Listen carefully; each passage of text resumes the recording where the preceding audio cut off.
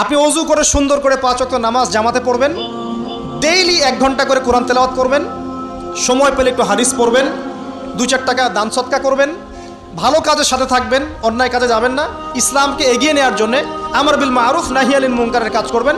আপনার চেয়ে সুখী কোনো মানুষ পৃথিবীতে নাই। ওই সুখ যদি ওই যে বুশরা জানতে পারতো না, তাহলে আপনার কলিজার মধ্যে পারমাণবিক বোম মেরে দিত।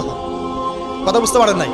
পশ্চিমারা যদি জানতে পারতো যে মুসলিমরা কত শান্তিতে থাকে এসব কাজ করার পরে, তাহলে আমাদের অন্তরের মধ্যে পারমাণবিক বোম মেরে ধ্বংস করে ফেলত। ওরা তো আমাদের সুখ দেখতে পারে না, পারে?